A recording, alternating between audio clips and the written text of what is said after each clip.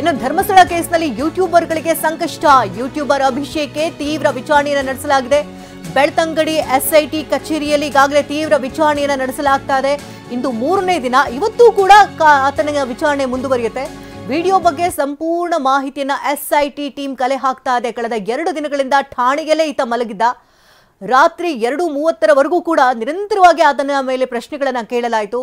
ಹೊರಗೆ ಭದ್ರತೆ ಇಲ್ಲ ಅಂತ ಅಭಿಷೇಕ್ನನ್ನ ಎಸ್ಐಟಿ ಟೀಮ್ ಕಚೇರಿಯಲ್ಲಿ ಆತನನ್ನ ಇಟ್ಕೊಳ್ಳಲಾಗಿದೆ. ಇವತ್ತು 3ನೇ ದಿನ. ಇವತ್ತು ಕೂಡ ಪ್ರಶ್ನೆಗಳನ್ನ ಕೇಳಲಾಗ್ತಾ ಇದೆ. ಎಸ್ಐಟಿ ಟೀಮ್ ಯಾಕಂದ್ರೆ ಕೇವಲ ಒಂದು ಆಯಾಮದಲ್ಲಷ್ಟೇ ತನಿಖೆ ಮಾಡ್ತಾ ಇಲ್ಲ, ಹಲವು ಆಯಾಮಗಳನ್ನ, ಯಾಕಂದ್ರೆ ಯಾವ್ಯಾವ ದಿಕ್ಕುಗಳನ್ನ ಸೂಚಿಸುತ್ತೋ ಅದೆಲ್ಲದರಲ್ಲೂ ಕೂಡ ಪ್ರಶ್ನೆಗಳನ್ನ ಹಾಕಿ ಅಭಿಷೇಕ್ನನ್ನ ಈಗ ವಿಚಾರಣೆಗೆ ಒಳಪಡಿಸಲಾಗಿದೆ. ಇನ್ನು ಬೆಳ್ತಂಗಡಿಯ ಎಸ್ಐಟಿ ಠಾಣೆಗೆ ಪ್ರಣಬ್ ಮೊಹಂತಿ ಭೇಟಿಯನ್ನ ಕೊಟ್ಟಿದ್ದಾರೆ. ಇವತ್ತು ಸಭೆಯನ್ನ ನಡೆಸ್ತಾ ಇದ್ದಾರೆ ಎಸ್ಐಟಿ ಅಧಿಕಾರಿಗಳ ಜೊತೆ. ಈವರೆಗಿನ ತನಿಖಾ ಪ್ರಗತಿಯ ಬಗ್ಗೆ ಸಂಪೂರ್ಣ ಮಾಹಿತಿಯನ್ನು ಅವರು ಸಂಗ್ರಹಿಸುತ್ತಾರೆ. ನಾಳೆಗೆ ಚಿನ್ನಯ್ಯನ ಎಸ್ಐಟಿ ಕಸ್ಟಡಿ ಅಂತ್ಯವಾಗ್ತಾ ಇರುವಂತಹ ಹಿನ್ನೆಲೆಯಲ್ಲಿ ಇವತ್ತು ಸಭೆಯನ್ನ ಕರೆಯಲಾಗಿದೆ. ಮುಂದಿನ ತನಿಖೆ ಯಾವ ರೀತಿ ಇರಬೇಕು ಅನ್ನೋದ್ರ ಬಗ್ಗೆ ಪ್ರಣಬ್ ಮೊಹಂತಿ ಎಸ್ಐಟಿ ಅಧಿಕಾರಿಗಳಿಗೆ ಸೂಚನೆಯನ್ನ ಕೊಡಲಿದ್ದಾರೆ. ಅಂದ್ರೆ ಇಲ್ಲಿವರೆಗೆ ಏನೆಲ್ಲ ಬೆಳವಣಿಗೆಗಳಾಗಿದೆ ಕೇಸ್ಗೆ ಸಂಬಂಧಪಟ್ಟಂತೆ ಅದರ ಇಂಚಿಂಚು ಮಾಹಿತಿಯನ್ನ ಪ್ರಣಬ್ ಮೊಹಂತಿ ಅವರು ಕಲೆ ಹಾಕಿ ಸರ್ಕಾರಕ್ಕೂ ಕೂಡ ಅದನ್ನ ಸಲ್ಲಿಸಬೇಕಾಗುತ್ತೆ. ಈ ಬಗ್ಗೆ ಏನೆಲ್ಲ ಬೆಳವಣಿಗೆಗಳಾಗಿದೆ ಅನ್ನೋದ್ರ ಬಗ್ಗೆ ಮಾಹಿತಿನ ಕೊಡೋದಕ್ಕೆ ನೇರ ಸಂಪರ್ಕದಲ್ಲಿ ನಮ್ಮ ಪ್ರತಿನಿಧಿ ಪೃಥ್ವಿ ಇದ್ದಾರೆ. ಪೃಥ್ವಿ, ಈಗ ತನಿಖೆ ಒಂದು ಹಂತಕ್ಕೆ ಬಂದು ನಿಲ್ತಾ ಇದೆ. ಇವತ್ತು ಪ್ರಣಬ್ ಮೊಹಂತಿ ಅವರ ಸಭೆ ಕೂಡ ಕರೆದಿದ್ದಾರೆ. ಯಾಕಂದ್ರೆ ನಾಳೆ ಚಿನ್ನಯ್ಯನನ್ನ ಕೋರ್ಟ್ಗೆ ಹಾಜರುಪಡಿಸಬೇಕಾಗುತ್ತೆ. ಮತ್ತೊಂದು ಕಡೆಯಲ್ಲಿ ಅಭಿಷೇಕ್ನನ್ನ ವಿಚಾರಣೆ ನಡೆಸಲಾಗ್ತಾ ಇದೆ. ಕೇರಳದ ವ್ಯಕ್ತಿಯನ್ನ ಕೂಡ ವಿಚಾರಣೆಗೆ ಒಳಪಡಿಸಲಾಗ್ತಾ ಇದೆ. ಜೊತೆಗೆ ಗಿರೀಶ್ ಮಟ್ಟಣ್ಣನವರು ಕೂಡ ಇವತ್ತು ಹಾಜರಾಗ್ತಾ ಇದ್ದಾರೆ ಎಸ್ಐಟಿ ತನಿಖೆಗೆ. ಏನೆಲ್ಲ ಬೆಳವಣಿಗೆಗಳಾಗಿದೆ ಇದಕ್ಕೆ ಸಂಬಂಧಪಟ್ಟಂತೆ?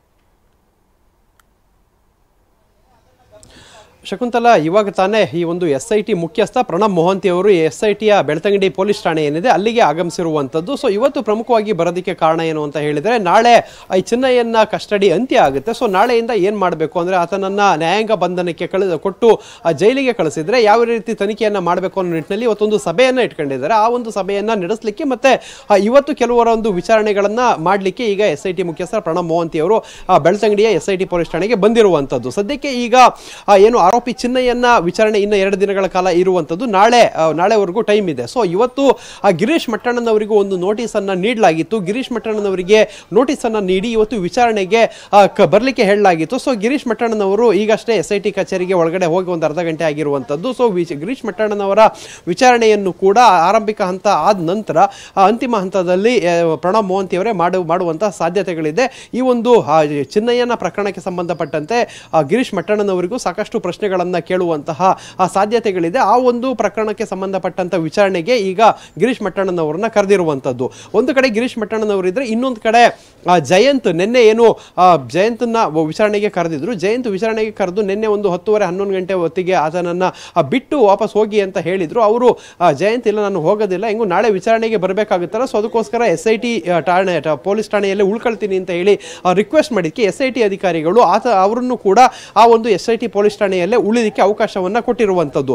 ಇನ್ನ ಯೂಟ್ಯೂಬರ್ ಅಭಿಷೇಕ್ ಕೂಡ ಅಲ್ಲೇ ಇರುವಂತದ್ದು ಎಸ್ಐಟಿ ಪೊಲೀಸ್ ಠಾಣೆಯಲ್ಲಿ. ಆತನ ವಿಚಾರಣೆ ಕೂಡ ತಡರಾತ್ರಿ 2:30ವರೆಗೂ ಕೂಡ ನಡೆದಿದ್ದಂಥದ್ದು. ಅಂದ್ರೆ 3 ದಿನಗಳಾಯ್ತು ಆತ ಬಂದು. 2 ದಿನ ಆತ ಎಸ್ಐಟಿ ಕಚೇರಿಯಲ್ಲೇ ಉಳಿದುಕೊಂಡಿದ್ದಾನೆ. ತನಗೆ ಹೊರಗಡೆ ಲಾಡ್ಜ್ ನಲ್ಲಿ ಉಳಿಲಿಕ್ಕೆ ಭದ್ರತೆಯ ಸಮಸ್ಯೆ ಇದೆ. ಸೊ ಭದ್ರತೆ ಬೇಕು ಅಂತ ಕೇಳಿದಕ್ಕೋಸ್ಕರ ಆತನಿಗೂ ಕೂಡ ಈಗ ಎಸ್ಐಟಿ ಪೊಲೀಸ್ ಠಾಣೆಯಲ್ಲೇ ಉಳಿಲಿಕ್ಕೆ ಅವಕಾಶವನ್ನ ಮಾಡಿಕೊಟ್ಟಿರುವಂತದ್ದು. ಸದ್ಯಕ್ಕೆ ಎಸ್ಐಟಿ ಪೊಲೀಸ್ ಠಾಣೆ ಒಳಗಡೆ ಅಭಿಷೇಕ್, ಗಿರೀಶ್ ಮಟ್ಟಣ್ಣನವರ್ ಮತ್ತೆ ಜಯಂತ್ 3 ಜನ ಇರುವಂತದ್ದು. ಈಗ ಕೇರಳದ ಯೂಟ್ಯೂಬರ್ ಏನು ಮನಾಫ್ ಇದ್ದಾನೆ, ಪೃಥ್ವಿ, ಇದಕ್ಕೆ ಸಂಬಂಧಪಟ್ಟಂತೆ ಮತ್ತಷ್ಟು ಅಪ್ಡೇಟ್ ಕೂಡ ಸಿಗ್ತಾ ಇದೆ.